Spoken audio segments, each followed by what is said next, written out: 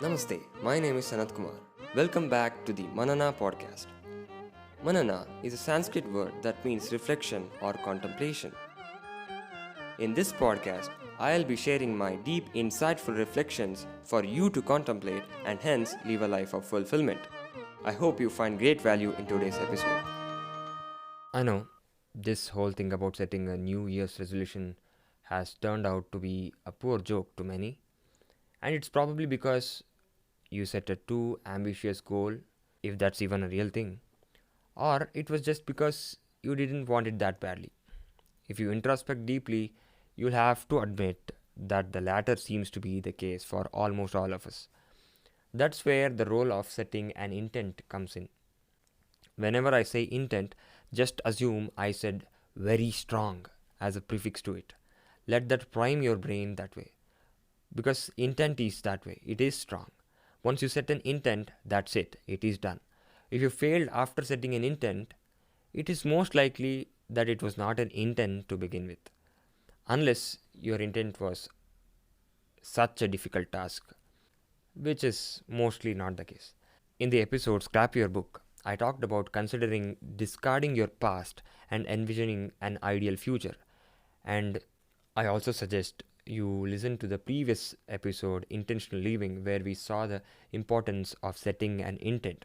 And again, I recommend you to reread the second chapter of my book, The Flower of Fulfillment, to let the truth of an intent really sink in. Anyway, suppose you've already set an intent with clarity or self-awareness. Then the next step is to get yourself a head start. That's what we'll be seeing in this episode. This is very well known by most of us. People know it and use it in all fields. People wake up early to get a head start for the day. They log into work an hour earlier to get a head start on their day's work. They start working on a project months or weeks earlier than their expected deadlines. Great wise stock investors of all time, like Warren Buffett and Charlie Munger, suggest you invest as early as possible. Even, in fact, he suggests even before you are at the required age, if possible. So, why don't we apply the same to our lives? Of course, we can't go back in time and plan or work on our lives before we were even born and come to life with a huge head start. That's not possible, or at least most of us are not that aware. However, what's possible is to give a head start for the next 365 days. Especially now when you're almost at the time we change the calendar.